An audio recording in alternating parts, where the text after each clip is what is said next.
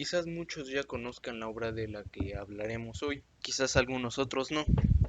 Para quien no la conozca, El Señor de las Moscas es una novela y una película, la cual nos presenta la historia de un grupo de niños que caen en una isla desierta y por ende ahora tendrán que sobrevivir en esta isla. Y aunque al principio todo parezca bueno, con el tiempo irá cambiando. Les recomiendo que si es que no han leído el libro o visto la película, les recomiendo que la vean. La película dura más o menos una hora y media y el libro les recomiendo leerlo. En este caso, pues, yo no he leído el libro, así que este análisis estará más basado en lo que es la película y trataré de abordar una de las cuestiones principales que plantea esta obra, la cual es si el hombre es bueno por naturaleza y es la sociedad quien lo corrompe. Y también plantea otro tema, el cual al ser el anteriormente mencionado el principal, no es tan hablado, el cual toca esta misma obra, que es que el ser humano es, el hombre es un lobo para el hombre. Para empezar, empezaremos con la primera cuestión, que es si el ser humano es bueno por naturaleza y es la sociedad quien lo corrompe. Tal vez la primera respuesta a la que muchos llegarían, primeramente, sería a que directamente la obra te dice que no, este mito es falso y el ser humano no es bueno por naturaleza. Pero hay distintos factores en la obra y en la película que nos hacen plantear este dilema y cuestionarlo a pesar de que en un inicio parezca esto, como lo es que los personajes desde un inicio, al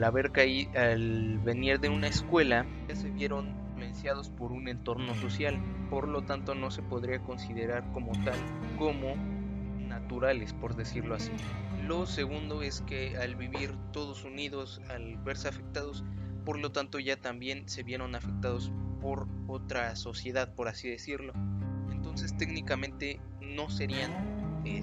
salvajes. Como tal no se les podría considerar salvajes. Aunque esto ya queda, aunque por estos factores queda un poco más a interpretación de la persona que esté observando esto, esté leyendo o viendo la película o leyendo el libro. El primer tope o la primera cosa con la que nos topamos al plantear que sean salvajes es cuál sería la definición de salvajes, de natural, cuál sería la definición, porque es difícil de definir esto. Podríamos definir que serían salvajes si no se vieran afectados por ningún entorno social o por ningún individuo, pero entonces ya por lo tanto las tribus no serían consideradas como tal como salvajes, y eso nos mete en otro dilema de la cierta romantización a las tribus antiguas y a los habitantes indígenas, sobre todo se da en países como aquí, como México, pero en sí ese no es un tema que plantearemos en concreto en este video. Les dejaré un video en la descripción de esquizofrenia natural que les recomiendo checarlo si es que les interesa este tema, pero aún así seguiría quedando muy ambigua la definición. Y si definimos como tal, en sí lo único que en concreto podríamos definir como tal, como natural, serían los instintos, que en realidad tampoco se podrían considerar naturales porque a lo largo de la evolución se fueron creando mismamente para que el individuo sobreviviera, para que la raza humana sobreviviera ante el paso del tiempo. Entonces, por lo tanto, tampoco se podría considerar natural, y es que ahí está mismamente el problema con esta palabra, y es la ambigüedad de lo que trata, de lo que plantea. Lo único que podríamos considerar como tal, como un ser humano salvaje, por así decirlo, sería un humano criado por lobos o por animales, y aún así habría cierta ambigüedad en esta definición, debido a que como tal el hombre y el individuo en lo que es la crianza y todo, se ve alterado por su entorno tanto social como cultural por, y por los individuos con los cuales conviva y su entorno. Entonces, por estos factores yo consideraría, a opinión mía, que no podría haber un humano, por así decirlo, que sea bueno por naturaleza y que la sociedad sea quien lo corrompa, porque es demasiado ambigua esta definición, y por lo tanto hay varios factores que tendríamos que ignorar para respetar esta frase tal cual, cuales afectan mucho en el individuo, debido a que el individuo es un conjunto de sucesos y vivencias y directamente, por así decirlo, una consecuencia y víctima de su entorno. Entonces, no se podría considerar como tal de cierta manera a un ser humano que sea bueno por naturaleza y la sociedad sea quien lo corrompa. Además de que mismamente la definición de bien o mal es bastante ambigua en sí, en concreto las dos. Por estas mismas cuestiones como tal no se podría considerar que hay un ser humano como tal salvaje o natural, y tampoco se podría considerar que la sociedad es mala, porque actualmente mucha gente podría caer en esto por los dilemas sociales y cuestiones que se dan, por ejemplo, de las que hablé en el video anterior. Se podría pensar directamente que esto es culpa directamente de la sociedad, y si bien en cierta parte sí, tampoco es enteramente así, porque parte de la culpa de estos problemas que se dan son un conjunto de situaciones, factores que alteran esto. Por lo tanto, por así decirlo, que un ser humano sea bueno o malo no es en sí culpa directamente de la sociedad, sino también de otros factores que afectan en esto. Y ahora pasamos con el siguiente punto que quiero tratar acerca de esta obra, que es si el ser humano es un lobo para el hombre, si el hombre es un lobo para el hombre. Ahora, este planteamiento también se presenta en esta obra, porque como tal, si definimos a los niños de esta obra como salvajes o en un estado natural, los claros actos que vimos cometidos por estos niños, por lo tanto el ser humano en naturaleza sería malo, y la consecuencia de esto no sería la sociedad. Por lo tanto, el ser humano naturalmente sería un enemigo ante el ser humano, y el hombre sería un lobo para el hombre.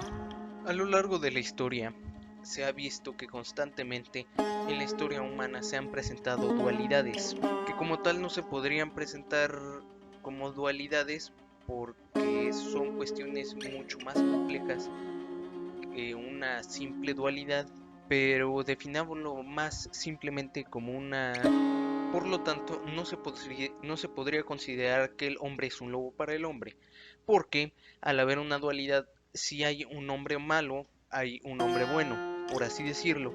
lo cual es mucho más complejo porque a la vista del hombre bueno, el otro hombre podría ser malo, o viceversa. Pero para no irme mucho por las tangentes,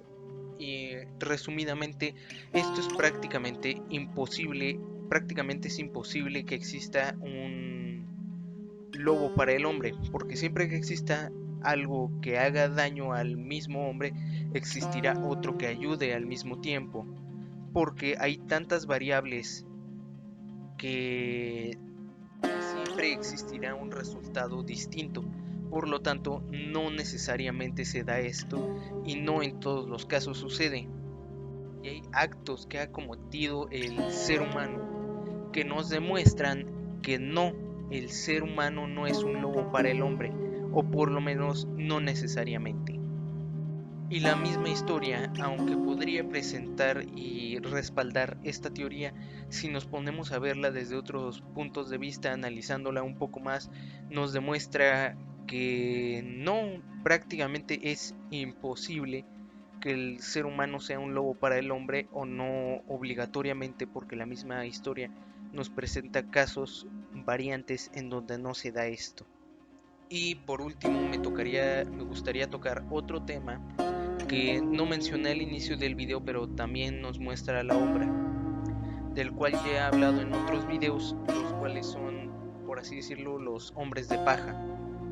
En este caso, la misma obra nos presenta este mismo recurso utilizado,